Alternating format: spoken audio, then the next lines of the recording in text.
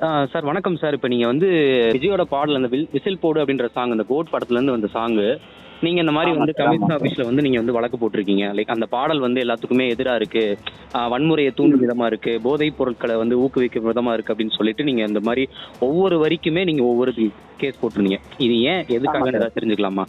Sir, என் பேர் RTI செல்வம். என் பேர் ஓகேங்களா. நான் சமூகத்தில் நடக்கக்கூடிய நல்லவை கெட்டவை அனைத்துக்கும் வந்து நீதிமன்றத்தின் மூலமா தீர்வு கண்டு வரேன். இப்போ வந்து கேட் 2 அந்த பாட்டுக்கு வந்து என்னன்னா, நடிகர் விஜய் போதைப் பொருளை ஆதரிக்கிறாருன்னு சொல்லிட்டு ஏற்கனவே லியோ படத்து மேல நாங்க போட்டிருந்தோம். அதே போல இப்ப இவரு சொந்த குரல்ல பாடுகிற பாட்டுல வந்து மீண்டும் போதைப் பொருள், அதாவது பாட்டில், ஊசி அந்த மாதிரி இடங்கள் வரும்போது விழிப்புணர்வு வாசகம் போட வேண்டும். அதாவது தணிக்கை குழு வாரியின் சட்டத்துல அதான் இடம் பெற்றிருக்கு. ஆனா இந்த பாட்டுல வந்து எந்த இடத்துலயும் வந்து விழிப்புணர்வு வாசகம் வரவில்லை. இது ஒண்ணு.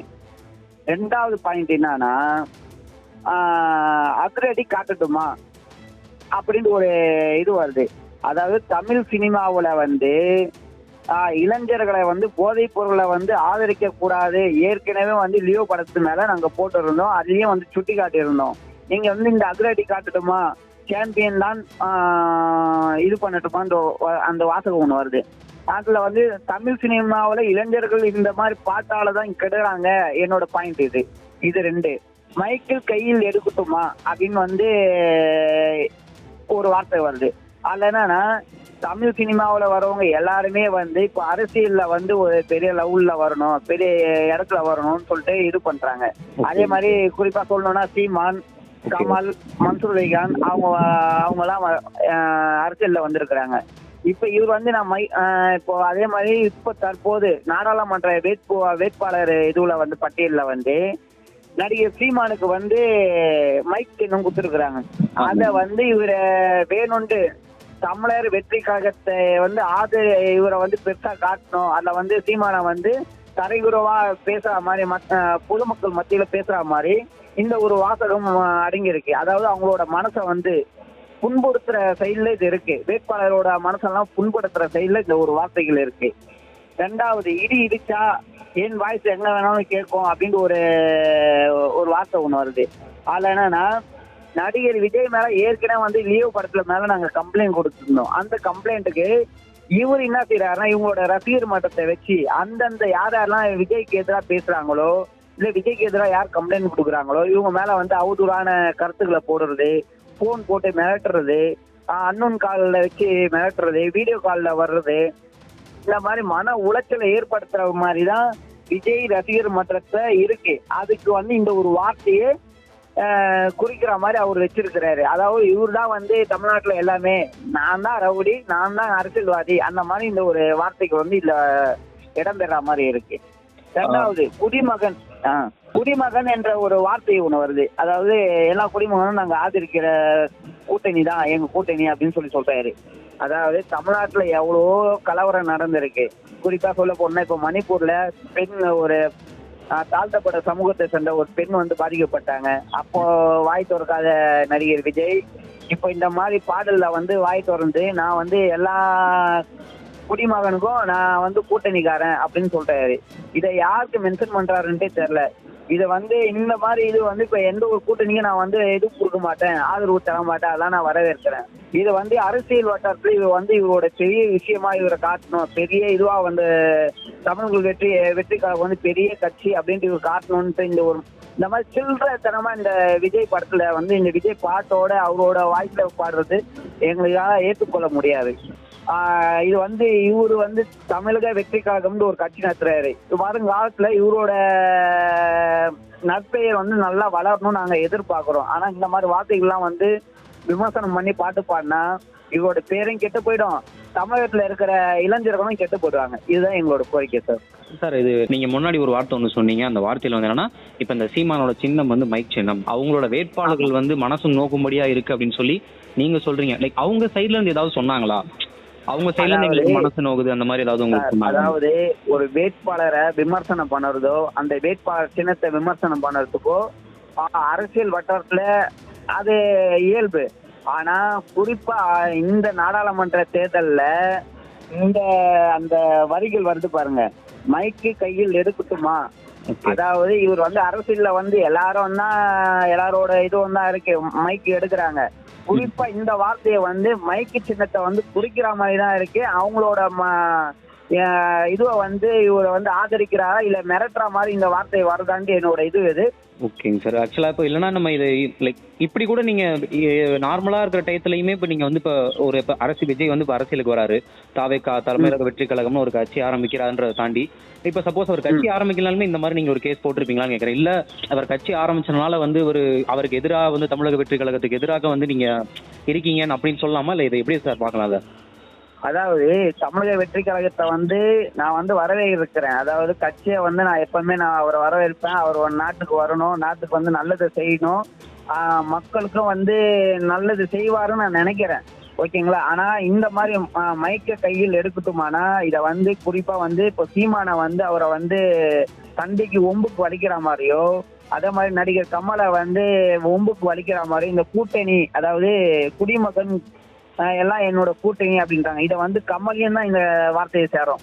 இல்ல அந்த மாதிரி சொல்ல முடியாது. என்னது ஒரு திரைப்படமா பாக்குறவங்க இந்த திரைப்படமா தான் பாப்பாங்க. விழிப்புணர்வு வாசகம் போட சொல்லுங்கன்ற நானு. விழிப்புணர்வு வாசகம் போடணும்ல, ஏன் போட மாட்டாங்க? அது போடணும்ல. இல்ல அதான் லைக் இப்ப நீங்க ஒரு யூடியூப்ல வந்து ஒரு பாட்டு வருது, அதுக்கு போடல நீங்க சொல்றீங்க. ஆனா ஒரு திரைப்படமா வந்து திரையரங்குல வெளிய வரும்போது முன்னாடியே எல்லா விஷயங்கள் போடுறாங்க. இன்னும் நல்லா ஒண்ணு புரிஞ்சுக்கணும்.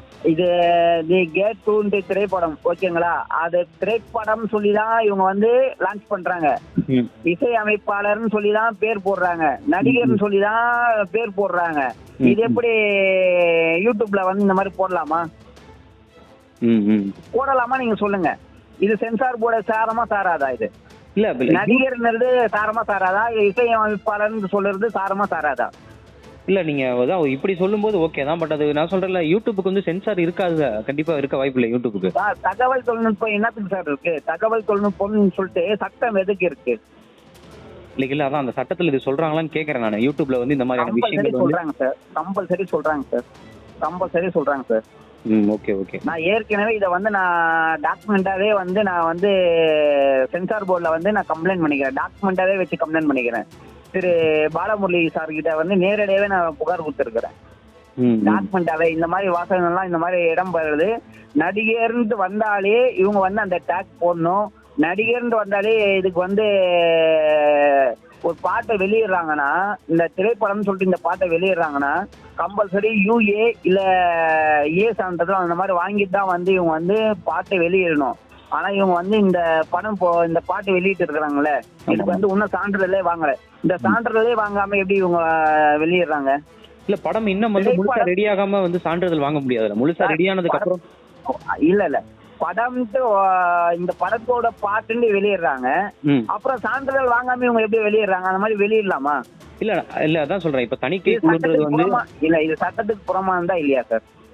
இல்லைங்கண்ணா, அது நான் வந்து என்ன சொல்றேன்னா, இப்போ வந்து இப்போ படம் வந்து நம்ம வந்து தணிக்கை குழுக்கு நம்ம சப்மிட் பண்றோம் அப்படின்னா, ஒரு முழு நீள படமா ஒரு 2.5 மணி நேரம் எடுத்திருக்காங்க அப்படின்னா, அந்த 2.5 மணி நேரம் ஃபுல்லா அவங்க சப்மிட் பண்ணா மட்டும்தான் அவங்களால வந்து தணிக்கை குழு இது பண்ண முடியும்.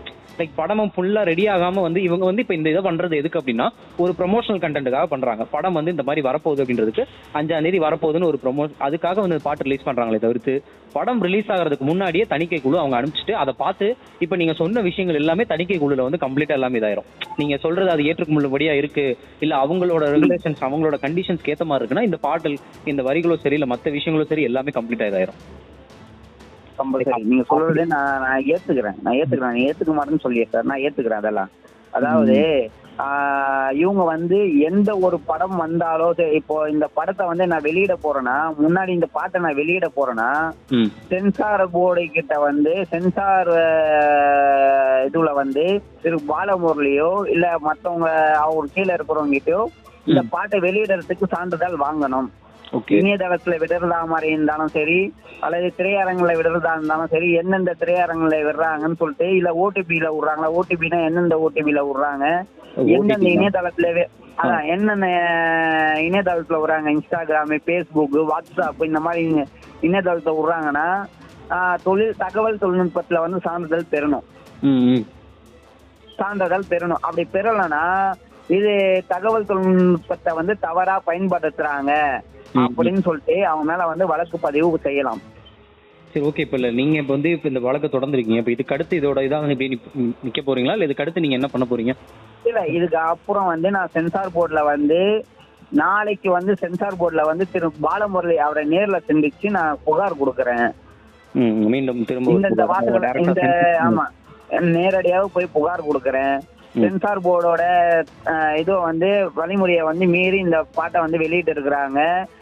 தகவல் தொழில்நுட்பத்துல இந்த சான்றிதழ் வாங்கி இருக்கிறாங்களா, இந்த இதுல வந்து டேக்ஸ் போடல, விழிப்புணர்வு வாசகங்கள் போடல, பதிவிடல. அது இல்லாம அரசியல் வட்டாரத்துல வந்து சர்ச்சை உண்டாக்கும் வகையில இருக்கு. அத போதை பழக்கத்தை வந்து ஆதரிக்கிற மாதிரி இருக்கு, ரவுடிசத்தை வந்து தூண்டுற லெவல்ல இருக்கு அப்படின்னு சொல்லிட்டு இந்த வாசகங்கள்லாம் இவங்க நீக்கணும். இல்லையா முழுசா இந்த படத்தை வந்து தணிக்கை குழு வாரியம் தலையிடக்கூடாது. இது மேல நாங்க வழக்கு பதிவு பண்றோம். வழக்குல இருந்து எப்போ தீர்ப்பு வருதோ அப்பதான் இந்த படத்தை வந்து வெளியிட நீங்க சான்றிதழ் வழங்க வேண்டும் அப்படின்னு சொல்லிட்டு நாங்க வந்து அவங்க கிட்ட நாளைக்கு வந்து புகார் கொடுக்குறோம். சரி, ஓகே ஓகே. செய்திகளை உடனுக்குடன் தெரிந்து கொள்ள உடனே சப்ஸ்கிரைப் பண்ணுங்க.